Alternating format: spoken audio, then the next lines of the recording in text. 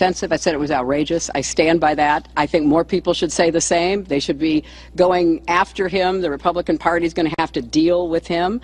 But I just want to remind us that what they say about women, not one woman who is perfectly capable and incredibly impressive, able to take care of herself. You know, write this moment down. Hillary Clinton praising Megyn Kelly. I just wonder why. Joining us now on the Malzberg panel, Jessica Tarlov, Democratic political consultant, political strategist for Douglas Schoen LLC, and Ford O'Connell, Republican strategist, political analyst, and author of Hail Mary, the 10-Step Playbook for Republican Recovery. Okay, Jessica, let me start with you. These remarks by Donald Trump, who, by the way, is leading in Iowa in one of the polls.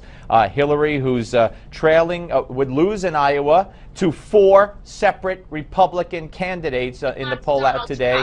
Well, that's not the question. And Hillary now is a big fan of Megyn Kelly. Surprised? Big fan of Megyn Kelly. I mean, she's a big fan of women. The Republican Party really has no interest in speaking to women. I mean, watching 10 men stand up there and no one defend the rape and incest exception, you know, Marco Rubio leading the way, actually lying about his stance on it for the purposes of winning the primary. You know, I mean, Hillary Clinton speaking to a real issue there. Donald Trump, I don't think that you would argue that his comments were appropriate.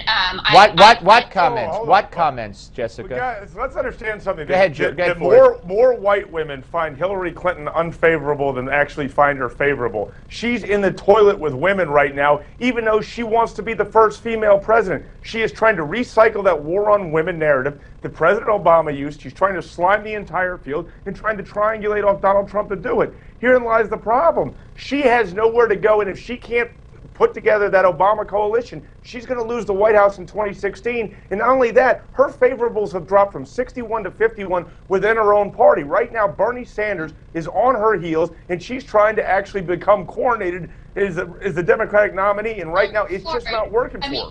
Bernie Sanders on her heels, he's still down 36 points nationally in the Real Clear Politics average. I'm not saying he's not gaining, but I mean, on his heels, he's like way a few blocks away from her. He got 27,000 people in Los Angeles. I mean, that's nothing to sneeze at, and that's got to have the Hillary folks really scared. But Jessica, you know, on this war on women, if Megyn Kelly ever does get a shot at Hillary, which I doubt she ever will, or maybe that since she loves her so much, she'll sit down with her. If I'm Megyn Kelly, I say, what about all the women that Bill Clinton was involved with? There are allegations that one of them was threatened by you, Mrs. Clinton, and certainly you helped facilitate the way your husband treated women, the way your husband and the Clinton machine slimed every woman who made an accusation against your husband, and you yourself blamed it all on the right-wing conspiracy, when in fact these women, most of them, were telling the truth. So, you know, if she's ever confronted, she's going to have a lot. If the media ever puts on Kathleen Willey and Juanita Broderick and these other women, Monica Lewinsky, who are slimed and had their lives ruined by the Clinton machine, it's going to be a different story. Absolutely. And I mean, I hope I've said a number of times that Hillary will start talking to more reporters, not just from CNN. She can't do it just monthly. You know, I mean, she's got to get out there and she'll have to defend all of that, just like Donald Trump had to speak to comments that he's made. She'll never have to defend it, Ford. Never.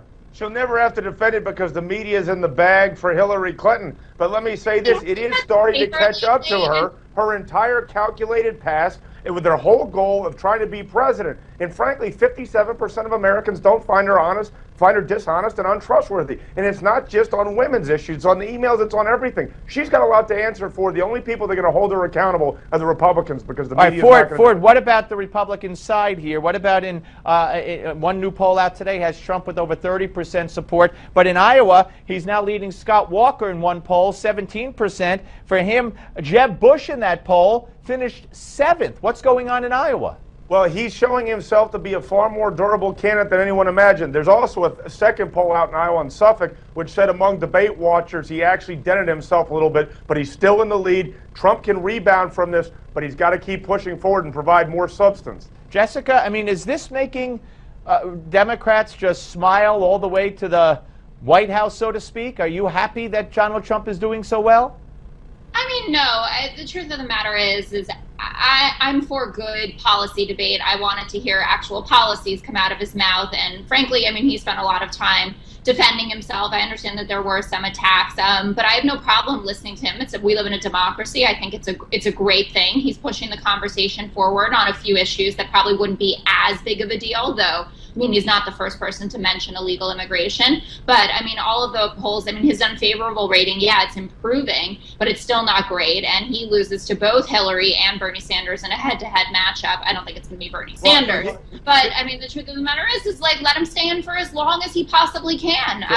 Go ahead, Ford. Ford, go ahead. Donald Trump is taking all the oxygen out of the room. He's actually blocking and tackling for a lot of the other candidates. He's not going to be the nominee, and therefore he's actually helping a lot of candidates in the field. He is hurting some who can't get their name ID out there, but right now Donald Trump's been a benefit because 24 million people are watching. Unfortunately, it has taken away from the Democrat fight between the base and the establishment. And Jessica, we got 30 seconds. You mentioned 10 white men, or 10 men. You didn't say white. You couldn't say white this side. No, my mistake. But, you know, Carly Fiorina, it would be Hillary's worst nightmare. Oh, you could say, oh, you laid off 30,000 people.